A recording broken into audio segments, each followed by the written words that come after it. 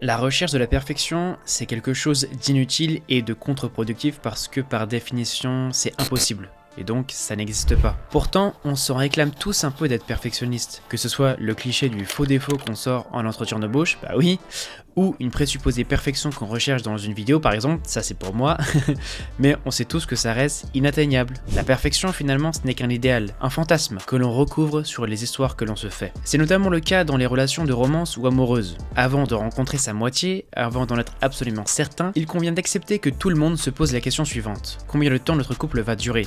Et est-ce que cette personne est la bonne? En sachant parfois pertinemment que ce n'est pas le cas. L'épine qui me fait le plus mal encore maintenant, c'est de voir les autres se mentir et me vendre leurs mensonges comme si c'était la vérité. Ça me fatigue. La moitié parfaite, c'est la personne avec qui l'on sait que notre relation va durer ad vitam aeternam. La recherche du partenaire parfait dure parfois toute une vie, mais c'est aux environs de la trentaine ou quarantaine généralement que les gens trouvent une personne avec qui ils sentent qu'ils peuvent durer, avec qui ils peuvent regarder dans la même direction. Soyons honnêtes, c'est aussi un âge où la plupart des gens se mettent en couple et choisissent de s'installer pour vivre ensemble dans le but de durer et de fonder une famille. C'est pour ça qu'on est tous influencés par les carcans de la société pour faire de même. La vérité, c'est que la personne parfaite, la moitié parfaite, n'existe pas. Si les gens se décident d'habiter ensemble, c'est parce qu'ils se plaisent et que cela suffit. Mais surtout, c'est parce qu'ils ont peur de finir seuls. Et beaucoup n'osent pas se l'avouer, mais peut-on les blâmer? Il n'y a que deux choses contre lesquelles mes grands-parents m'ont mis en garde.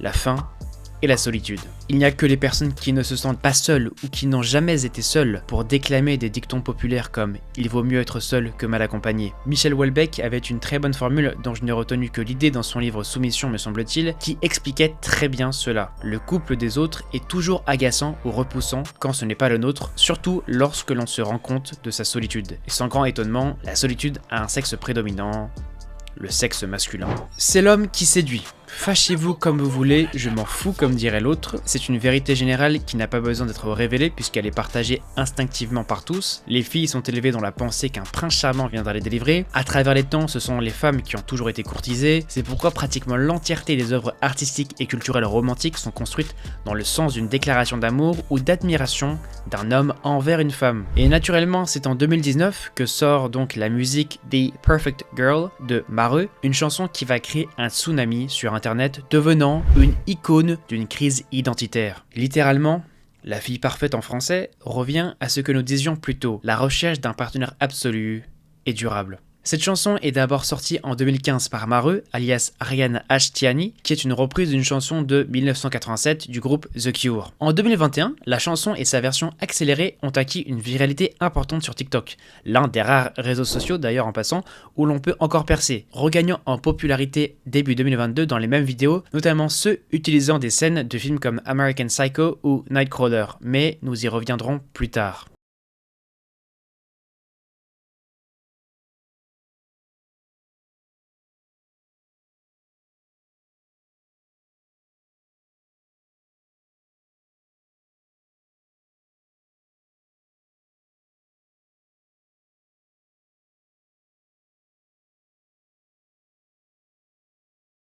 Quoi de mieux pour illustrer une chanson parlant d'une fille parfaite qu'une femme idéale? Cette vidéo, que vous voyez actuellement à l'écran, sortie il y a un peu plus d'un an, avant le clip officiel sorti le 20 avril 2022, sera l'étincelle d'un mouvement sans précédent. Elle représente des femmes, avouons-le, très belles, c'est peut-être même d'ailleurs ce qu'on pourrait appeler pour les hommes un idéal féminin, voilà mesdames, comme ça vous êtes au courant. Bon, elles sont très glamour et semblent être très mystiques, attirantes, mais pas attirantes simplement pour leur apparence physique, mais disons aussi pour l'énergie qu'elle dégage. Cette vidéo sera la toute première à prendre des visuels très précis, notamment ceux de la chaîne Kino Proby de la playlist appelée Metro Project, où des femmes sont mises en avant sur des quais de train, et étonnamment on dirait qu'elles sont sur le quai du RER B. On peut apercevoir derrière le panneau d'affichage de cette ligne de RER parisien. Certains titres de vidéos sont même en français, mais dès qu'on cherche un peu plus loin, cette chaîne n'est pas française. C'est en fait, je les cite, un groupe de talents passionnés d'art visuel et de musique, produisant du contenu sous un angle différent et avec un esprit alternatif punk, qui semble être basé en Biélorussie. Ce qui expliquerait pourquoi la plupart des titres comportent aussi des titres en cyrillique. Finalement, ce n'est pas si étonnant de voir du français dans ces vidéos, étant donné que le français a eu une énorme influence dans l'Europe centrale et orientale du 19e et 18e siècle. C'était même la culture et la langue la plus influente à cette époque. Ce n'est pas pour rien que l'on retrouve des mots français dans les langues russophones. La célèbre musique Sudno du groupe biélorusse Molchat Doma fait partie de son album Etaji, donc étage par exemple. Kinoprobai, ce collectif est un média qui réalise des publicités pour The Couples ou Dior et retranscrit effectivement ce côté punk dans ses visuels.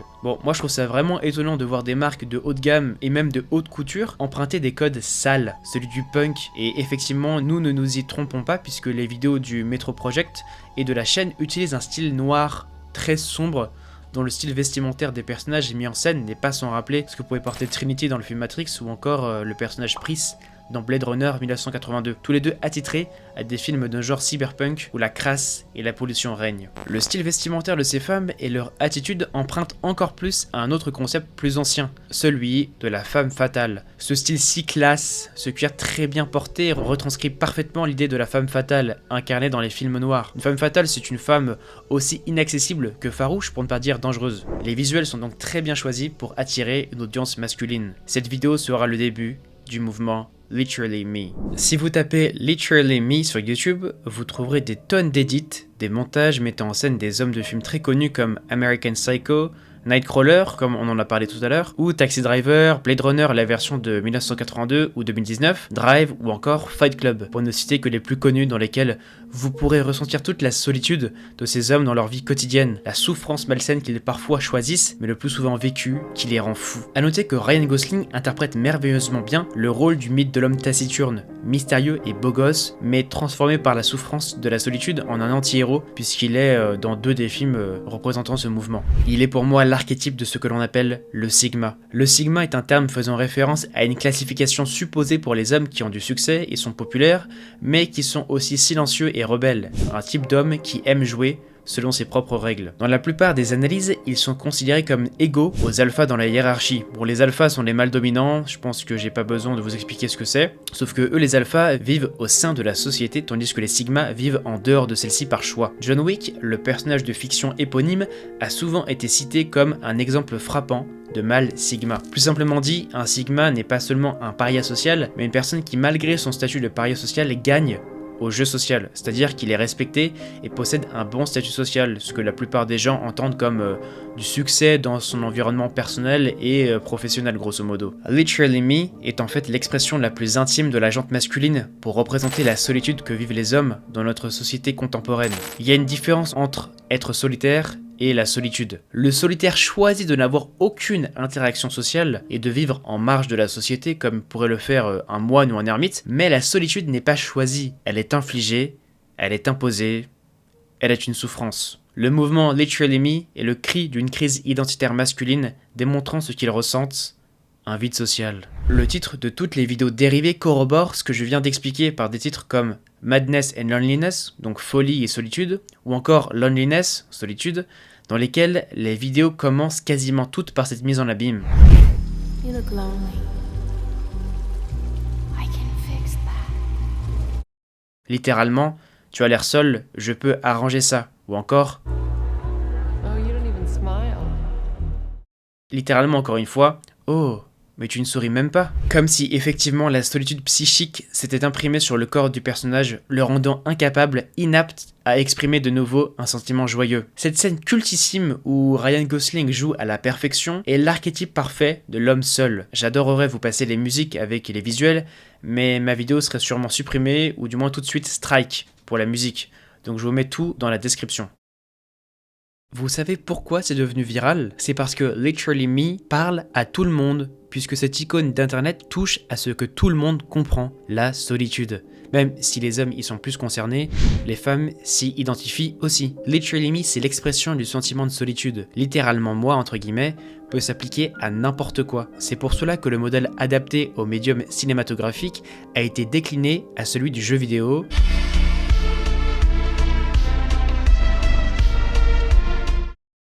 des mangas et bien d'autres encore. Plus largement, Literally Me représente une nouvelle bataille, celle de la bataille spirituelle. À la sortie des 30 Glorieuses, dans laquelle les gens se réjouissaient d'une reconstruction d'un temps de paix, où la consommation était synonyme de renaissance, après la récession économique, la baisse du pouvoir d'achat, il faut trouver autre chose pour se réjouir ou devenir heureux. C'est le retour à une recherche plus spirituelle. C'est d'ailleurs très bien expliqué dans le film Fight Club par la double personnalité Tyler Durden du protagoniste Jack Moore, qui dira même « Notre guerre est spirituelle ». God damn it, an entire generation pumping gas, waiting tables, slaves with white collars. Advertising has us chasing cars and clothes, working jobs we hate so we can buy shit we don't need. We're the middle children of history, man. No purpose or place. We have no great war, no great depression. Our great war is a spiritual war. Our great depression is our lives. We've all been raised on television to believe that one day we'd all be millionaires and movie gods and rock stars, but we won't. We're slowly learning that fact. And we're very, very pissed off. Ce film est la personnification d'une jeunesse désœuvrée, à la recherche de sens, étant le paradigme de la contre-culture, de quelque chose d'anti-institutionnel. J'ai déjà traité ce thème dans mon documentaire et moyen-métrage sur le jeu vidéo Jet Set Radio Future, que je vous mets en description ou qui apparaît à l'écran. Voilà aussi pourquoi le film Fight Club est aussi un tournant dans l'histoire économique occidentale et culturelle. C'est aussi pourquoi cette solitude et ce vide de sens se transforment en une violence inouïe pour se sentir vivant. C'est pourquoi ce sentiment est partagé par tous les hommes, mais également par tous les jeunes depuis les années 90. Dans ce registre, Literally Me démontre que la solitude n'engendre que des monstres. Il est très négatif. Le mouvement Sigma, quant à lui, essaye de tirer du positif du mouvement Literally Me en expliquant que ces hommes solitaires ont leur vie en main, qu'ils la contrôlent, qu'ils sont détachés de la société puisqu'ils en vivent en marge et donc qu'ils sont en paix intérieurement et sont donc affranchis du besoin de séduire et de réussir dans ses conquêtes amoureuses. La séduction, on l'a vu, ça occupe une grosse partie de l'esprit des hommes. Et oui, c'est dur, la plupart du temps, on y est rejeté et ça fait mal. C'est un stress pour les hommes que d'essayer d'être un Don Juan et d'être un bon coup. Et sa simple morale, surtout que la loi de Pareto exprime très bien le problème actuel, à savoir que 80% des hommes se disputent 20% des femmes et inversement, 20% des hommes se partagent 80% des femmes. Et c'est statistiquement prouvé. À l'ère où les rencontres sont les plus simples, grâce aux applications de rencontres, ce sont les femmes qui ont le pouvoir de choisir. Et comme elles sont hypergames, elles choisiront évidemment le meilleur homme, le plus beau, le plus riche, tout ça déterminé par leur besoin biologique d'apporter le meilleur à leur progéniture, ce qui, entre nous, est normal et intelligible. Mais c'est vrai que ça laisse beaucoup d'hommes frustrés. On ne dénombre plus les nombres de contenus où les hommes se plaignent et se lamentent de leur célibat subi. Les fameux incel, diminutif anglophone de involuntary celibacy. Célibat involontaire donc. Les Sigma essaient de se convaincre qu'ils peuvent être heureux en acceptant leur solitude, en la transformant même en devenant solitaires. Mais cela ne dure qu'un temps. Pour vous raconter un petit peu ma vie, moi j'ai toujours aimé être seul et je pense que j'ai toujours passé et je passe encore actuellement les meilleurs moments de ma vie en ma compagnie. Et à l'heure où j'écris ces lignes, je suis très heureux de ce que je suis en train de faire, c'est-à-dire ma passion de faire des vidéos. Mais vous savez, parfois on a des sortes d'éclairs de génie. Ces phrases qui sortent dont on ne sait où mais qui restent en nous. Et un jour je marchais le long des quais de la Saône à Lyon et tout d'un coup j'ai eu cette révélation. Être solitaire a ses limites. Si les Sigma au premier abord semblent en paix intérieurement, après une analyse des montages, plus la vidéo avance, plus on y voit les hommes souffrir. Finalement, le mème de Patrick Bateman, le psychopathe qui représente le mieux le Sigma condescendant, mais surtout très misogyne, qui rigole et se moque des femmes, en réalité, il porte une façade. En réalité, il souffre. Pour ceux qui ont vu le film, Patrick Bateman est un pauvre type qui n'arrive tellement pas à gérer sa frustration qu'il en arrive à tuer des gens pour se soulager. Il est plus proche d'un sociopathe assujetti à ses pulsions qu'un psychopathe finalement. À la fin du film, après avoir succombé à ses pulsions de meurtre, il se met à pleurer. Il pleure sur son incapacité à se contrôler qu'il admet et qui le détruit et qui paradoxalement détruit le mythe du Sigma qui contrôle sa vie. L'acteur Christian Bale dira même peu après la sortie du film en salle qu'il déteste Patrick Bateman et qu'il n'y a rien de cool à propos de lui. What do I like? Yeah. I like nothing about him. I mean, he's a completely unredeeming character, you know. Plus largement, le terme Sigma inclut tout de même un côté misogyne chez les hommes qui s'explique par la frustration ressentie des hommes envers les femmes, choisissant de ne plus considérer les femmes ayant été trop rejetées dans leur épopée de séduction. Ils développent alors un ressentiment extrême contre elles, puisqu'ils ne peuvent que contempler leur incompétence ou parce qu'ils ne plaisent pas. Évidemment, leur frustration ne justifie absolument pas toute cette misogynie. Pour conclure, le mouvement Literally Me est une crise identitaire masculine qui explique la solitude que ressentent les hommes dans cette société actuelle où ils ne sont plus désirés, comme l'exprime très bien Roman Fressinet avec humour. Eh, y a plus besoin de nous, hein. Ah là là, si vraiment elle couche avec toi, c'est parce qu'elle t'aime bien, les amis, hein. Ah là là, t'es remplaçable, mon gars. Wouh. Ni voulu, comme le revendiquent les néo-féministes radicales. Enfin, même dans le mouvement woke, comme on dit, ils ne peuvent que se repentir de leur existence abjecte, de leur présupposé mal qu'ils ont toujours choisi d'incarner. À ce sujet, je vous recommande le très bon travail de Jean-François Braunstein dans son livre La religion woke. En vérité, Literally Me et Sigma existent comme une réponse à toute la pression d'annulation ou cancel que subissent les hommes et le désintérêt qu'on leur porte, créant une solitude assez prononcée. Ma grand-mère, la psychanalyste de renommée Claudia Fliss, une femme donc, me répète assez souvent, je cite, « Je ne sais pas comment tu fais pour supporter toute cette époque, tu as du courage. » Pour ne pas dire charge mentale, n'est-ce pas mesdames? Bon, c'est bon, je troll un peu. En fait, je pense que tout ça, ça résume très bien la situation vécue par des hommes. D'ailleurs, cette haine contre les hommes assumés, cette misandrie que l'on peut retrouver chez Virginie Despentes, qui est l'une de mes autrices préférées en passant, bon, même si elle a un passé assez douloureux, qui même s'il n'excuse pas sa misandrie, bon, allez, pour moi, ça reste quand même intelligible ou compréhensible, mais encore une fois, et je vous le dis, vos traumas ne doivent en aucun cas englober des populations et justifier une haine irraisonnée. Cette haine des hommes pourrait être balayée d'un seul argument, celui de la vie de Nora Vincent, une lesbienne féministe qui a choisi de vivre comme un homme pour raconter à quel point les hommes ont la vie facile. Elle publiera en 2006 son livre Self-Made Man, donc en français l'homme qui s'est fait tout seul, qui dira tout le contraire. Après avoir vécu comme un homme pendant 18 mois, elle reconnaîtra même s'être totalement trompée. Elle avouera ne pas comprendre comment les hommes font pour encaisser les rejets à répétition et a même avoué à certains égards avoir ressenti de la misogynie, tellement elle souffrait de la situation, celle de vivre dans la peau d'un homme. Men are suffering. They have different problems than women have, but they don't have it better. They need our sympathy, they need our love, and they need each other more than anything else. They need to be together. Do you think women understand what it's like to be a man? Not at all. No clue. No idea.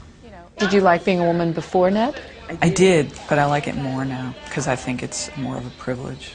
Qui l'a conduit malheureusement au suicide en 2014, une expérience dont elle ne s'est jamais remise. Vous avez tout en description, raconter sa vie en question prendrait une vidéo entière. En fait, quand un mouvement naît, un contre-mouvement prend forme pour s'y opposer.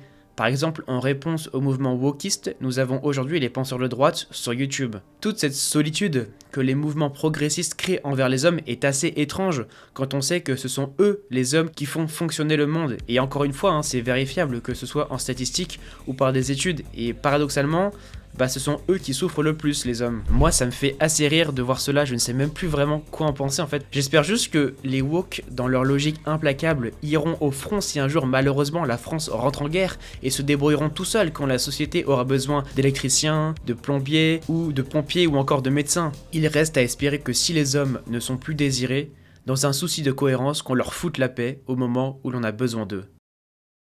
Merci beaucoup d'avoir regardé cette vidéo. Le mouvement Literally Me et Sigma n'auront plus de secret pour vous. J'ai essayé de vous donner le point de vue le plus objectif possible. Bon, je pense que cette vidéo sera la plus sulfureuse de ma chaîne parce que j'avoue que dans le dernier paragraphe, je donne un petit peu mon point de vue. Donc on verra si je suis cancel ou pas. En tout cas, au plaisir de discuter avec vous en commentaire. N'hésitez pas à vous abonner si mon travail vous a plu, à me rejoindre sur les réseaux sociaux pour des contenus exclusifs et à vous abonner. Les gars, vraiment, dans 2 ans, vous pourrez dire... J'y étais au tout début. Allez, sur ce, nous nous reverrons.